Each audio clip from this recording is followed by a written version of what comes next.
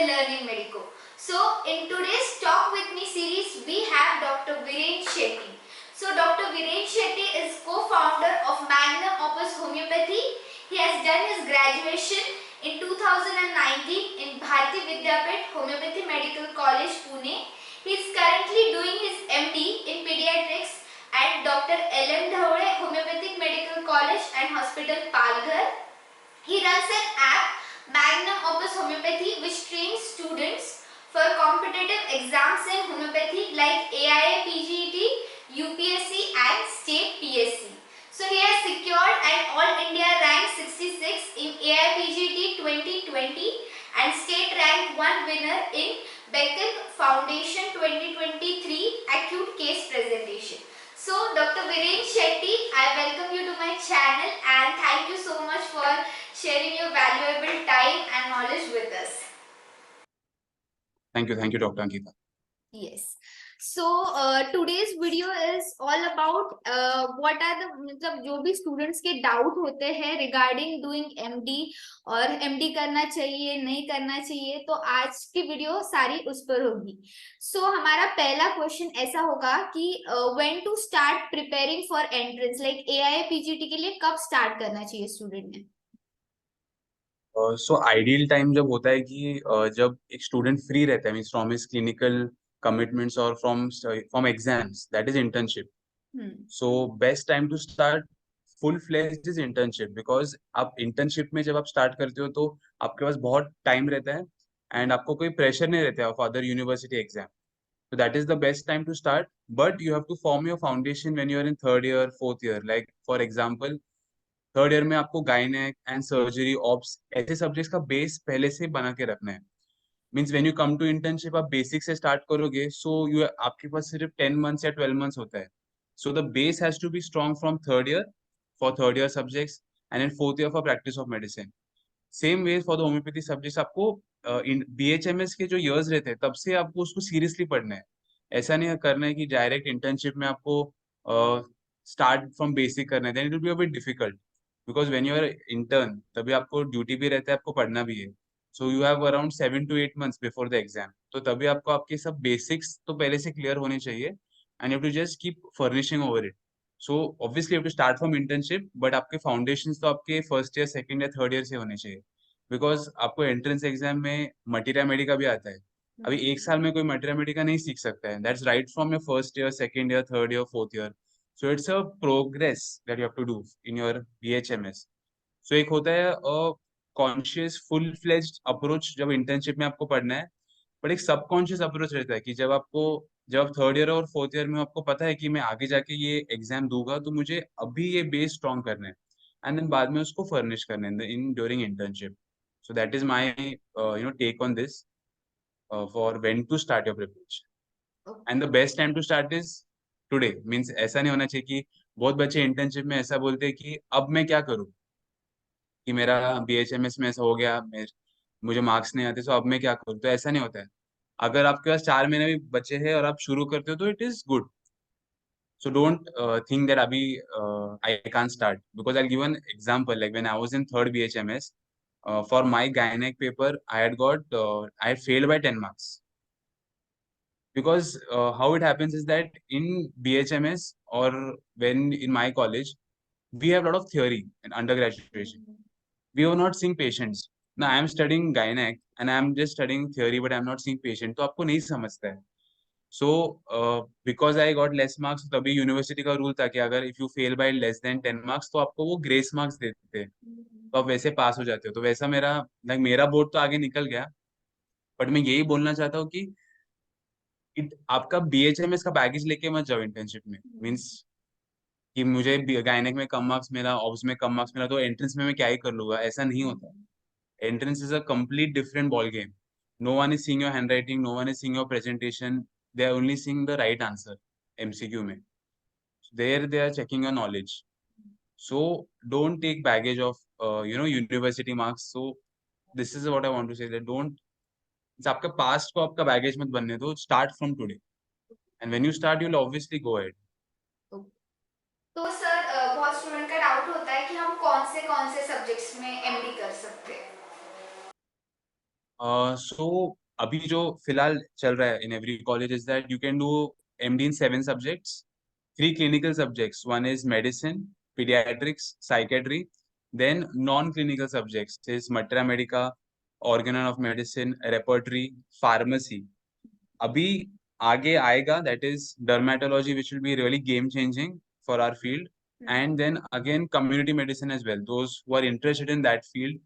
So I feel these two branches once they come, then it is really a very good boon for students who are doing MD because बहुत सारे horizons खुल जाएंगे. Because many people start and they are interested in practicing skin, and if you are doing MD in dermatology with homeopathy, then it's it's बहुत ही अच्छी बात है जो ये अभी आने वाला है कुछ सालों में. तो ये ऑप्शंस है. सो सर आपको क्या लगता है पर्क्स क्या है एमडी करना बीएचएमएस के बाद, उसके पर्क्स क्या होंगे? सो मैं अपने एक्सपीरियंस से बोलना चाहूंगा. लाइक जब मैं BHMS पास आउट था, सो एक लिमिटेड नॉलेज होता है मेरे पास. उस समय क्या होता है ना कि हम इंटर्नशिप अलग अलग जगहों से करते हैं, तो हमें लगता है कि हमें सब आता है. एक टाइम के बाद वो पॉइंट आता है कि अरे मैंने ये देख लिया. बट जब आप प्रैक्टिस करते हो, सो मेरे हिसाब से my experience you little naive और इमेच्योर बोल सकते हैं कि उतना नॉलेज हमें शायद नहीं होगा. मीन्स हमें पता है हमें क्या पता है, पर हमें नहीं पता है कि हमें क्या नहीं पता है. तो ये लाइन अगर आप समझोगे तो you understand that we don't know what we don't know. तो ये जो सेकंड लाइन का मतलब हमें MD के 3 साल में समझता है, if you do it from the right place. Means अभी MD जब आप करते हो, सो आप main focus in post graduation is to see patients. आप जितने ज्यादा पेशेंट देखोगे, आप आपको उतना समझेगा कि मुझे ये भी सीखना है, मुझे ये भी सीखना है, मुझे ये भी सीखना है. वो आप BHMS के बाद भी सीखोगे, आपके खुद के प्राइवेट प्रैक्टिस में कर सीखोगे और बहुत अच्छे से सीखोगे. बट MD में कैसा होता है, आप you still a student, you can still study, you can still retrospect, you have guides, you have supervisors, you have sessions. So MD करने का पर्क तो होता है, बट एक अच्छे जगह से करो जहाँ पे पेशेंट होते हैं, जहाँ पे टीचर्स होते हैं. एंड MD सिर्फ अगर नाम के लिए कर रहे हो, so then that is a different story. But आप सिर्फ नॉलेज गेन के लिए कर रहे हो, so MD definitely it makes a difference. Like for example, there are some cases that I never saw in my BHMS, but when I'm doing my MD here, I've seen so many cases, different type of cases, management with homeopathy. So I feel MD करने का perk तो होता है. So you must, if you can do, you must do it. So MD करना हमारी practice को कितनी हद तक अफेक्ट करेगा? मैं इसमें दो चीजें हैं. लाइक मैं कुछ डॉक्टर्स को जानता हूँ जो सिर्फ BHMS उन्होंने किया है, पर उनका प्रैक्टिस बहुत चलता है, बहुत मतलब बहुत चलता है. जिन्होंने MD किया है, उनसे भी ज्यादा उनका प्रैक्टिस चलता है. मैनी बिकॉज उन्होंने BHMS के पास जाके काम किया है किसी के पास, या उन्होंने उनका पर्सनल लर्निंग किया है. सो वो लर्निंग को आप MD का दर्जा दो या कुछ ना दो, बट वो भी एक प्रोसेस होता है. सो MD is only a name that, but basically it's a process. अब BHMS के बाद किधर जाके काम करो, 1 साल 2 साल, तो वो भी MD की तरह ही हो जाता है. बट अब अगर फॉर्मली MD करते हो, तो बस आपको एक टैग लगता है कि हाँ इसने MD किया है. तो बहुत बार क्या होता है कि बहुत बच्चे MD करते हैं, but when they are doing MD they are not doing what they're supposed to do, like see patients, study, do some kind of research work. Whereas some students after doing BHMS वो बहुत सारे homeopaths के पास जाके काम करते हैं, सीखते हैं, बहुत क्लिनिकल सीखते हैं. तो वो भी एक लर्निंग हुआ ना. बस हम उनको MD का टैग नहीं दे रहे. सो that is the basic thing कि MD नहीं होता है. आपका एक्सपीरियंस जो होता है, आपका जर्नी, आपको वो रिजल्ट देगा. मीन्स आप जितने पेशेंट देखोगे, आप उतना ज्यादा एक्सपीरियंस गेन करके आपके प्राइवेट प्रैक्टिस में आप उतना रिजल्ट दे पाओगे. तो जैसे आपने कहा, तो एक फुल टाइम एमडी मतलब ऐसे फुल फ्लेश कॉलेज में एमडी करना अच्छा होगा, या फिर जो कॉलेज ऐसे मैनेज होते हैं मतलब जहाँ पर जाना नहीं पड़ता हमें और हम कुछ और भी कर सकते हैं उसके साथ, तो वैसा एमडी करना अच्छा होगा? तो आपको क्या लगता है कौन सा अच्छा होगा? मेरे एक्सपीरियंस में तो मैंने ऐसा MD किया है जहाँ पे आपको ना, where I am doing MD at ML Dhore institute, आपको यहाँ पे रहना पड़ता है. You are a resident, hospital के पास ही रहना पड़ता है. बिकॉज आपको पेशेंट आते हैं, so it's easy to come from your place to the hospital because you get patients at night also, day also, so you have to come and see patient. So MD मेरे हिसाब से, because मैंने वही किया है, एक institute में करना बेटर होता है, because for example you have some guide with you, you have bond for 3 years. हाँ, अभी एक साल में ऐसा होता है कि कभी कभी हमारा मन नहीं करता है तो हम काम नहीं करते, बट जब आप एमडी करते हो तो आपका मन करे ना करे आपको जाके काम करना है. Okay. तो आप पेशेंट देख लोगे, सो बाय हुक और crook you will see the patient, you will solve the case, you will do the processing. आप सीखोगे. एमडी आप नहीं करोगे, लाइक आप ऐसे सेंटर से करोगे जहाँ पे कॉलेज वगैरह नहीं आना है, तो एक गाइडलाइन नहीं होगा. मीन्स आप 3 महीने जाके बहुत अच्छा काम करोगे, but 4th 5th month may be you won't go, because उतना कोई देखेगा नहीं, कोई पूछेगा नहीं. सो कंसिस्टेंसी इज गुड, नॉट कि आप बहुत काम करो फिर छोड़ दो, तो वो नहीं होगा. Okay. आपको एक किसी भी चीज में आपको अगर अच्छा करना है तो आपको कंसिस्टेंट रहना है. कुछ भी आपको कुकिंग सीखना है, कंसिस्टेंट रहो. आपको पढ़ना है तो उसमें भी कंसिस्टेंट रहो. सो कंसिस्टेंसी आपको एक कॉलेज में मिलेगा, आपको कंसिस्टेंसी ऐसे जगह पे नहीं मिलेगा. बट हाँ, अगर आप सेल्फ डिसिप्लिन हो, आपको पता है आपको क्या करना है, आप खुद से करोगे, तो then this option is also not bad of doing it any place. But if you're like us, like who are not very much disciplined, then you require a college. So that is what I feel Okay. it is. तो best subject कौन सा होगा आपके हिसाब से MD करने के लिए?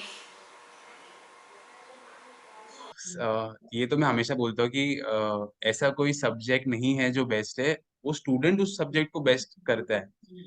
लाइक फॉर एग्जाम्पल, बहुत सारे, लाइक मैं पीडियाट्रिक्स कर रहा हूँ because my father is a paediatrician. So I have got since childhood I got an interest of doing paediatrics.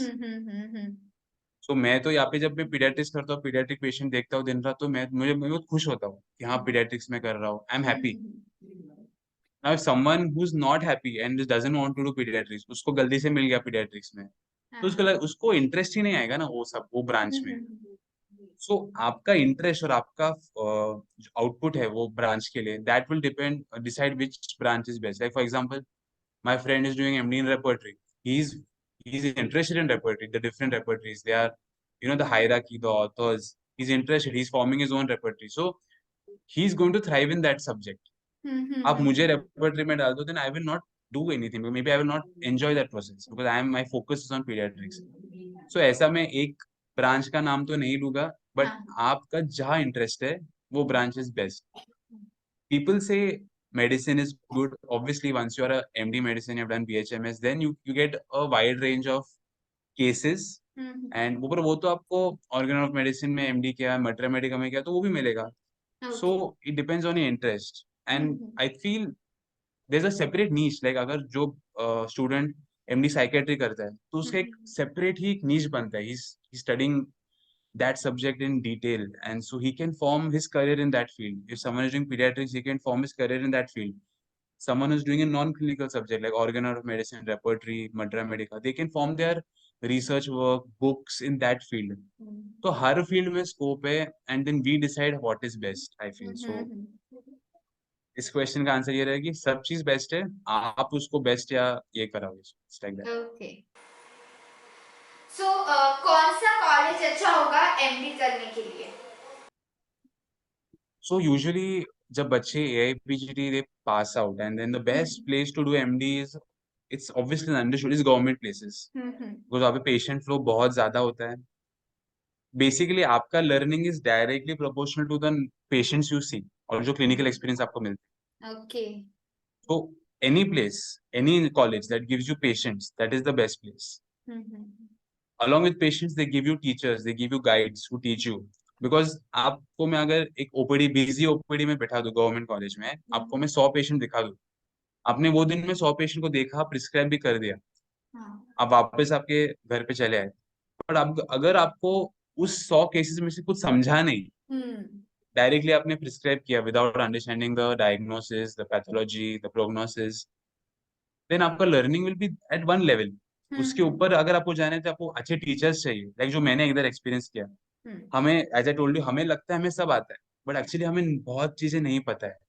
ये जो बहुत चीजें नहीं पता है, ये आपको आपके गाइड और टीचर्स दिखाएंगे कि देखो ये था ये केस में. ऐसा बहुत बार हुआ है कि मैंने इधर भी, मैंने 3-4 महीने एक केस को एक एंगल से समझा है, एक एंगल से मेडिसिन हम लोग दे रहे थे, एंड देन मेरे सुपरवाइजर बोलता है ये तो ऐसा है, ये तो ऐसा होना चाहिए था. देन यू लाइक, अरे यार, I should done this, I should done that. So एक गाइड होना चाहिए. So I feel do a do your MD in colleges that have patient, simple. और कुछ मत सोचो, हॉस्टल मत देखो, कैंटीन मत देखो, मेस मत देखो, फ्रेंड्स मत देखो, देखो पेशेंट देखो कि आपको अगर कोई कॉलेज में एमडी करना है, वो कॉलेज के ओपीडी के बाहर जाके बैठो, आपको समझ आएगी इधर एमडी करना है कि नहीं, उसे ग्राउंड या कैंपस में मत। ओके, आपका एक्सपीरियंस कैसा रहा है पालघर में? So Palghar for me personally it was game changing, like मैंने बहुत कुछ सीखा इधर आके। So when I was initially when I came here, इधर का एक रूमर बोल सकते हैं या एक माहौल रहता है कि बहुत काम होता है। पर अभी जब मेरा थर्ड ईयर कंप्लीट हो रहा है, मेरे को अभी सिर्फ 6 मंथ्स बाकी है मेरे एमडी कंप्लीट करने के लिए, तो देन आई रियलाइज दैट ये सब तो जो लोग मुझे बोलते थे उन्होंने खुद पहले इधर एमडी नहीं किया, वो लोग ऐसे बोलते थे। अभी आप कोई भी एमबीबीएस कॉलेज देख लो, उनके रेसिडेंट्स को देखो, they are worked up, they work for 8 hours 10 hours, right? Right. उनको कोई भी एमबीबीएस स्टूडेंट को पूछो कितने घंटे काम करते हो इंटर्नशिप में, वो बोलेगा हाँ 10-12 घंटे करते हैं वो लोग, they have a frustrated look. But उनको पता नहीं है कि वो 10-12 घंटे जब वो देते हैं अपने आप को ये क्लिनिकल ड्यूटीज में, वो लोग कितना सीख जाते हैं। हमारे इधर जो मैंने ऑब्जर्व किया है, शायद गलत होगा और रूड भी होगा, इस हमारे बहुत सारे अंडर ग्रेजुएट कॉलेजेस में when we are studying first या सेकंड या थर्ड या फोर्थ ईयर इंटर्नशिप, हम उतने पेशेंट्स देखते नहीं है, तो हमें कंफर्ट जोन में चले जाते हैं कि हाँ बस जाना है, कॉलेज जाना है, साइन करना है, बैठना है, पेपर्स लिखना है, वापस घर आना है। हम उतना काम नहीं करते, तो हमें लगता है ये नॉर्मल है। But if you compare other medical colleges, I'm talking about MBBS, there is a lot of patience, lot of work.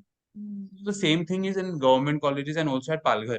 There are good number of patients and there's good number of work. So when you get exposed to this suddenly, when you come from a college that does not have much patients, you will feel that अरे यार ये कितना काम है। अगर for example अगर हम 4 साल के बीच में से पढ़ाई ना करें और सडनली इंटर्नशिप में एंट्रेंस की शुरुआत करें, तो ऐसा लगेगा अरे कितना है। तो इधर भी वैसे ये वैसा ही चीज है कि आप यू गेट ओवरवेल्म्ड, अरे इतने पेशेंट में कैसे देख लूं, मैंने आज तक देखा नहीं है, तो ऐसा हो जाता है। पर अब ये नहीं समझ रहे हो कि अरे आपको मौका मिल रहा है पेशेंट देखने का।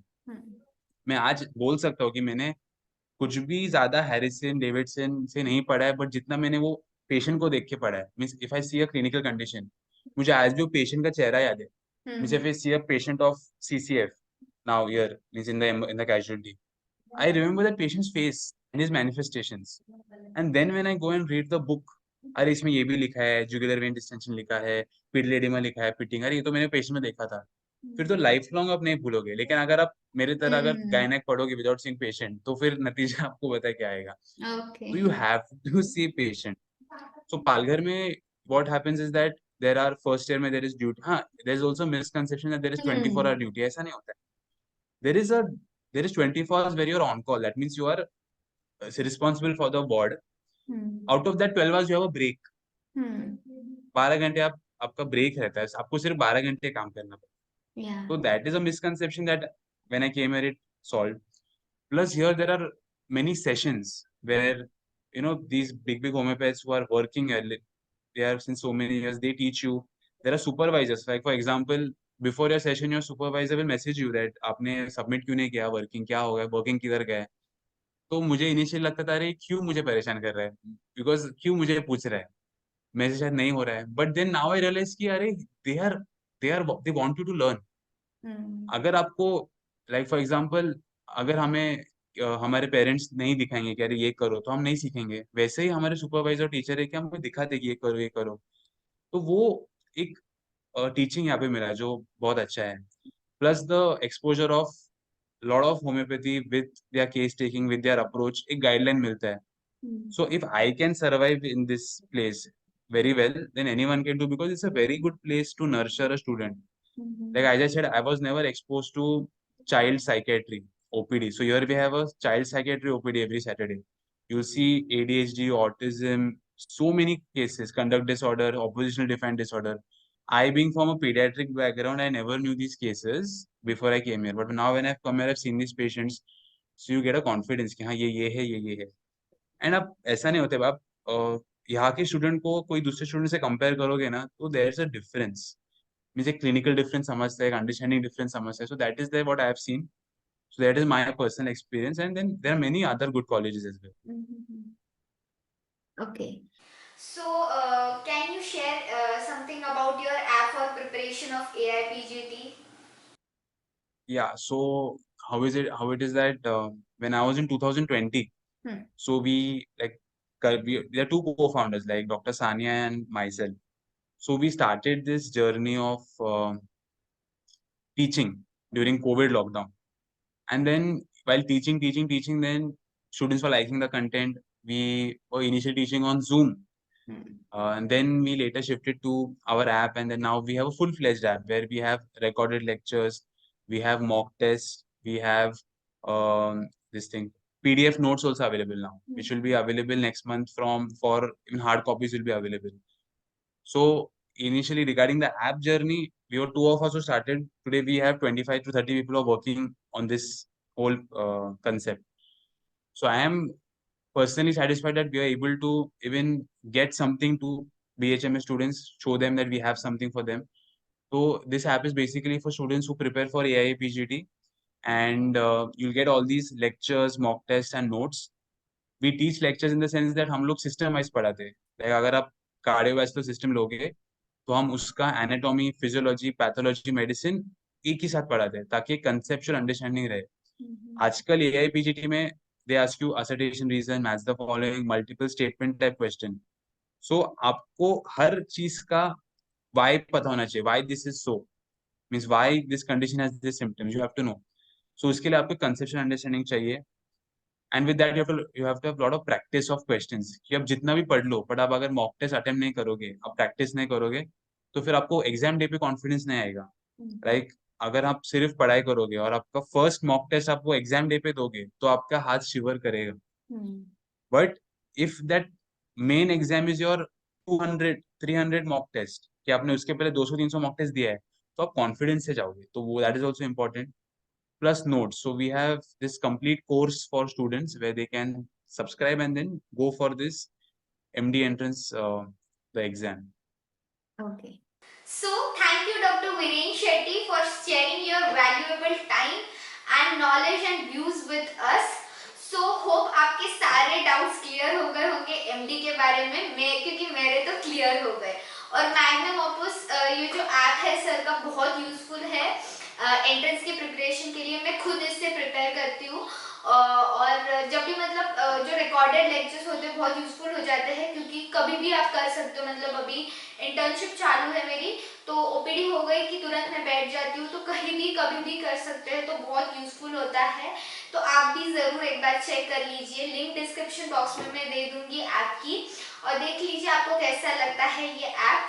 सो अगर आपको वीडियो अच्छी लगी हो तो वीडियो को लाइक कर देना और अगर आप चैनल पे नए हो तो चैनल को सब्सक्राइब कर देना.